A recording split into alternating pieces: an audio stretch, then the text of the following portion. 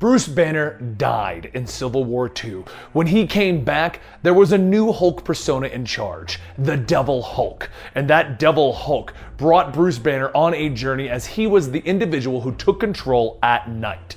He is now known as the Immortal Hulk, and this Hulk has been pulled through the Green Door and into hell. He currently has lost much of his gamma radiation and has been separated from Bruce Banner.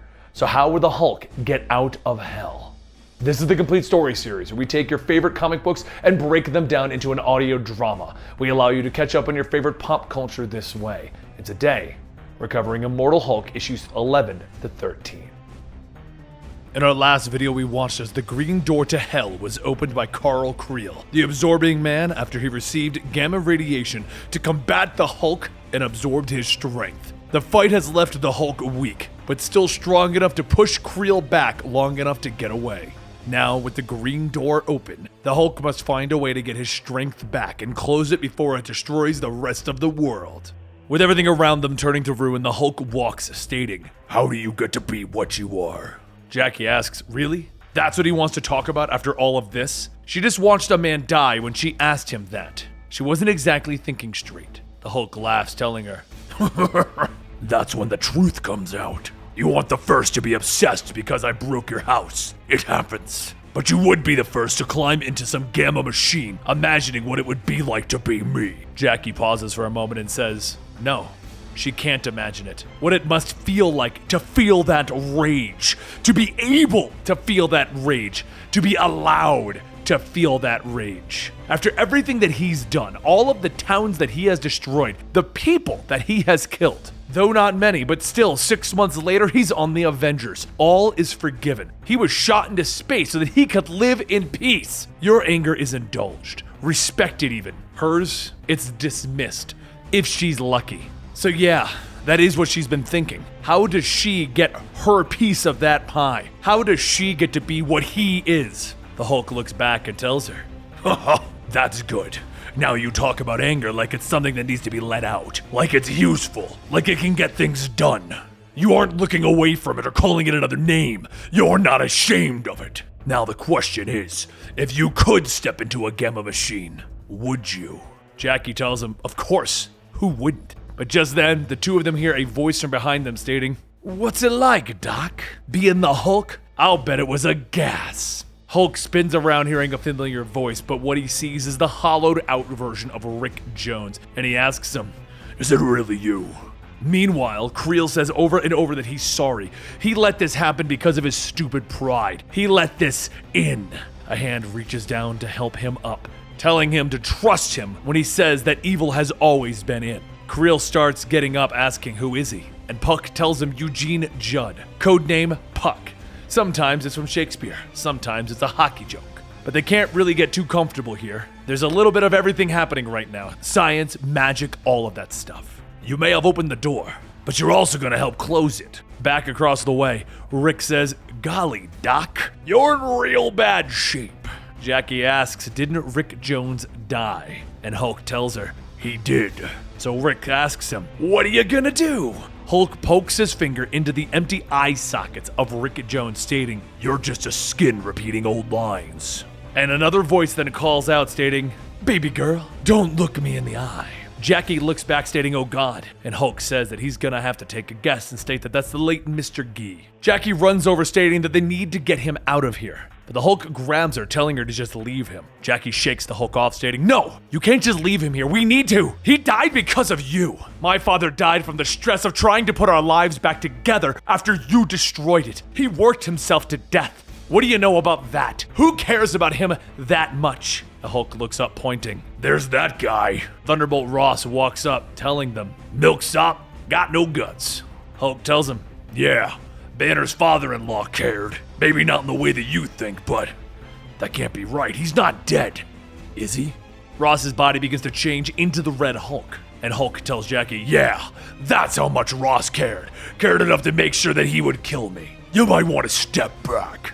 The Red Hulk charges forward, punching Hulk in the face, and then he throws another with the Hulk catching and stating, "That was a nice punch from a hollow man." Red Hulk keeps swinging with Hulk asking, What happened? Did you die and it actually stuck this time? You could have been a better father to Banner, but you just couldn't leave it be. You couldn't leave them alone.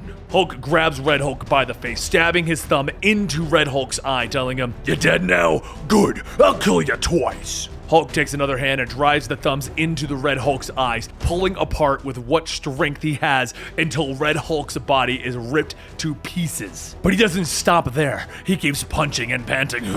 Hulk, kill! Hulk, kill! Hulk, kill everything! Watching down from the entrance of the green door is Brian Banner. And he asks, "You see? Just like I've always said, the Hulk is a monster. Believe me, son, you're better off without him." And maintaining the green door portal, keeping it open, is none other than Bruce Banner himself, separated from the Hulk, screaming in pain. But where did the hatred that Brian has for his son Bruce come from? Well, it all began when Bruce was born. Brian started to drink a lot. After one night of coming home and stepping on one of Bruce's toys, he made it perfectly clear. He hated him for what he did to his wife. The simple fact that he existed upset him. His mother was happier before he was born. Now he's just some little monster. Brian threw his drink at Bruce's toy building, telling him to put it away. And when Bruce looked for comfort from his mother told him to listen to his father. That was when Bruce started to feel the rage inside of him. He took the glass and used it to break down his toys, stating, "Smash, smash, smash!" The rage persisted on in the present form of the Hulk, as he beats the last little bit of flesh out of what was once Thunderbolt Ross. The Hulk punches the flabby remains of the Red Hulk's face, shouting, "Kill everything! Hulk, Hulk, Hulk, smash!" Jackie runs over to him, telling him to stop. She's gonna need him to stop. "Okay, big guy?" The Hulk subtly snaps back to reality, stating, "Hulk hurts. All the time it hurts. Why? Why have the Hulk hurt so much?" Jackie tells him that she doesn't know. She's sorry, but the Devil Hulk, can she speak to him? Can the Savage Hulk let the Devil Hulk out for her? Hulk stares for a moment and then says, "Okay," and he begins to wipe away the tears. He clears his throat and he tells her, "Sorry.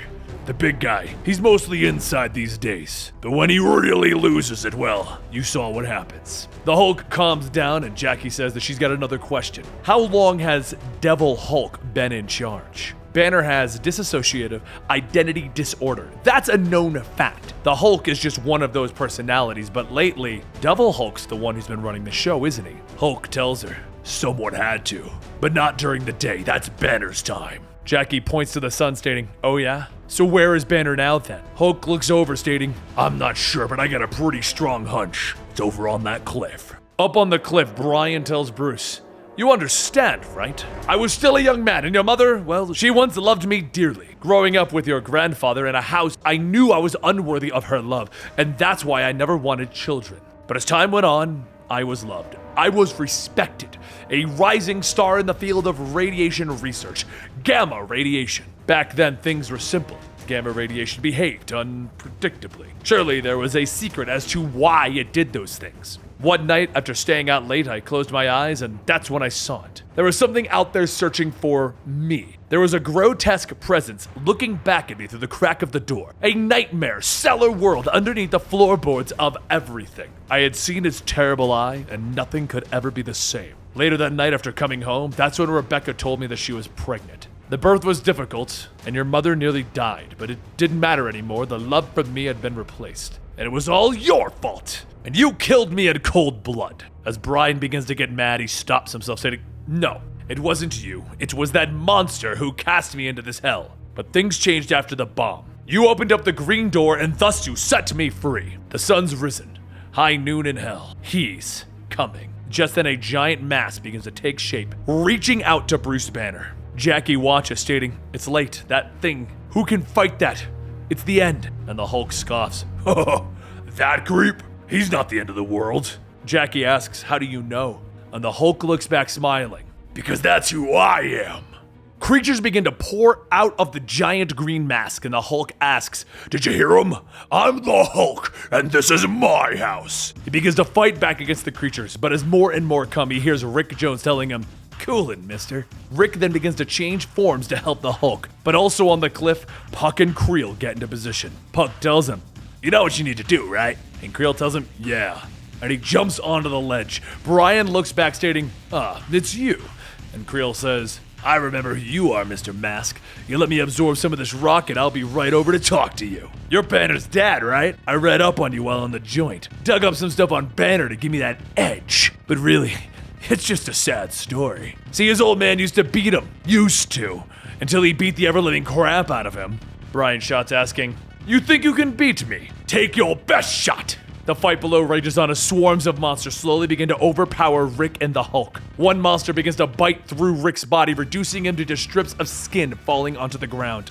Back up top, Creel gets ready to attack, but then he stops, stating, actually, I'm not gonna fight you. I would lose, but I know a guy who doesn't. He takes out the Gamma Pillar, absorbing its power, rocketing off the cliff down to the only person that can help them, the Hulk.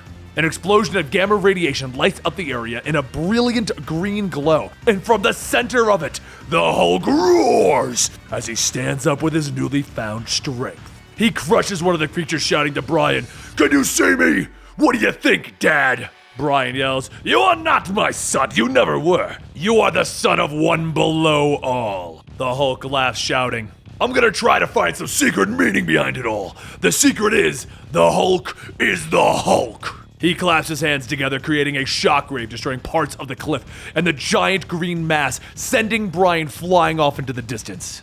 As the echoes of the shockwave fade, Hulk looks down at Bruce's body, telling him, that bought us a few minutes, maybe. But listen, Creel gave me the Gamma back. I can close the door and I can bring us home. But if we're not together, we're not gonna live through it.